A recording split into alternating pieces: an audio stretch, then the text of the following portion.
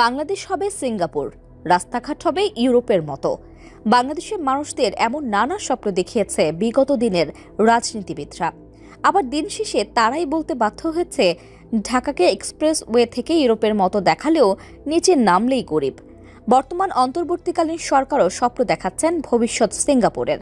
তবে প্রশ্নটা যখন নোবেলজয়ী অর্থনীতিবিদ ডক্টর মোহাম্মদ ইউনূসের, আগের রাজনীতিবিদদের সাথে সেই প্রতিশ্রুতি না মেলাই স্বাভাবিক। বিডা চেয়ারম্যান আশিক চৌধুরী বলেছেন, ৩০ বছর পর মাতারবাড়ি ও মহেশখালীকে চীনের সাংহাই বা সিঙ্গাপুরের মতো উন্নতমানের বন্দর তথা কমার্শিয়াল হাব হিসেবে দেখতে চাই। গত ৩ সেপ্টেম্বর রাজধানীর বেইলি রোডের ফরেন সার্ভিস একাডেমিতে আয়োজিত এক সংবাদ সম্মেলনে যোগ দেন বিডার চেয়ারম্যান আশিক চৌধুরী।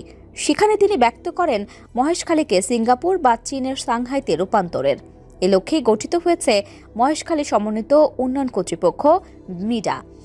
বিভিন্ন মন্ত্রণালয়ের মাধ্যমে ৩৩,০০০ একর আয়তনের জমিতে ৩টি ধাপে সম্পন্ন হবে মহেশখালীর উন্নয়ন কার্যক্রম।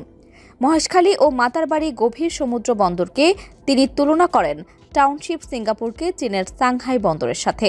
তিনি বলেন, এটা কোনো নৌযানের শহর না, এটা একটা স্যাটেলাইট শহর না, এটা হবে শহরতলি চট্টগ্রামের মতো আরেকটা বাড়তি শহর, যেটা সংস্কারকৃত এবং নতুন ধরনের।